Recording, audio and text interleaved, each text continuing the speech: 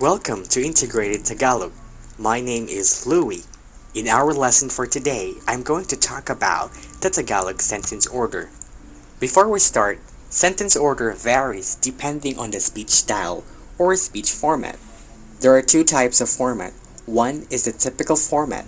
Sentences in this format are used in everyday typical conversation, while the other one, formal format, as the name suggests, is used in written sentences, formal conversation, and if you want to make a poetic feel on your speech, you can use this. Now, under the typical format, verb, subject, object, sentence order is the typically used syntactical order.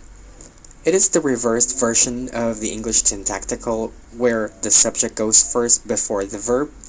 In Tagalog, under the typical format, the order is verb, subject, then object. You can use the English language syntactical order in Tagalog, but you have to use markers like I and ang, and this format will make the sentence formal. However, we will tackle that in our future lesson. Now, as you can see, the verb can be conjugated depending on what emphasis you would like to do on a sentence. Actor-focused form of the verb emphasizes that the action is done by the subject or the actor. Kumain ako ng tinapay. Ako is the subject of this sentence, and it is the actor. However, object-focused put the emphasis on the receiver of the action. Kinain ko ang tinapay. In this sentence, it is emphasized that the bread was eaten by the subject. Also note, in the translation of actor-focused, we used the indefinite article a before bread.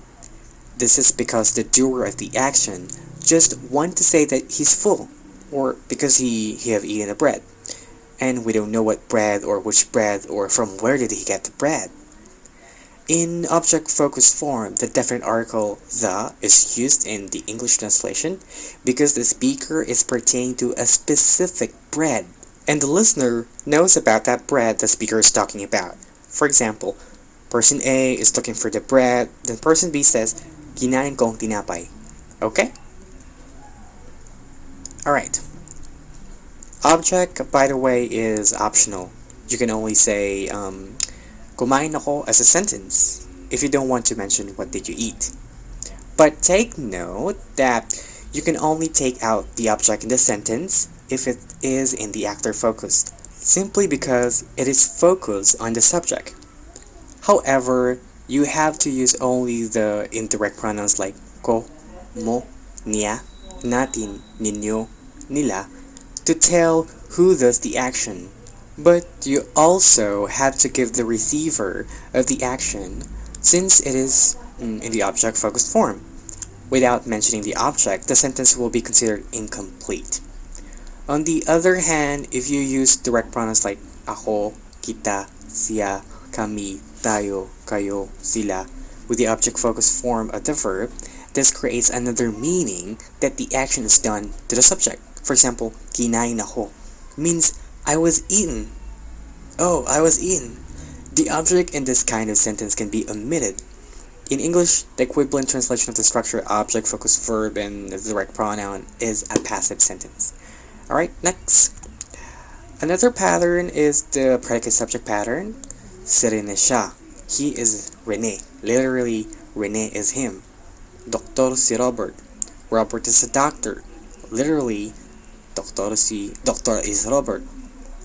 Matalino ang estudyante. The student is intelligent.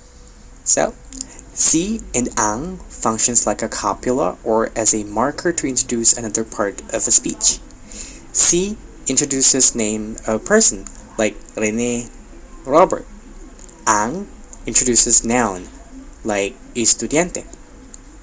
Notice that the sentence order is reversed compared to English in typical format.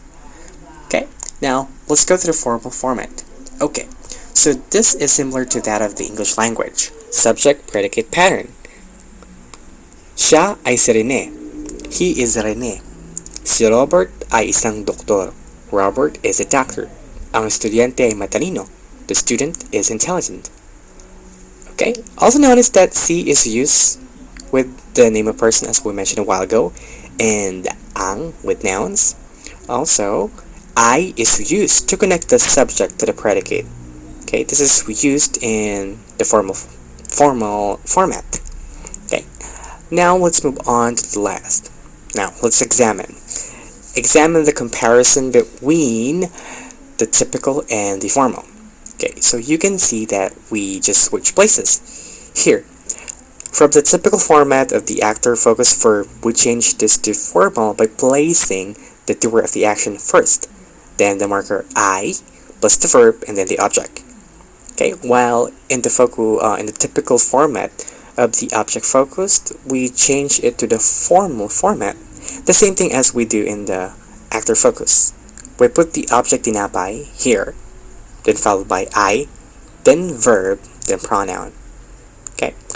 Notice that the pronoun in the object focus form here in the formal format is placed right after the verb. Always remember that pronoun always go after the object focus verb, both in typical and formal. And in the actor focus format, the pronoun go after the verb, only in the typical format. And in the formal, it is the subject, or its placed in the first. Alright? So that's about it. If you like my video, please hit the like button and comment. And I will do more videos with our explanation. Thank you for watching.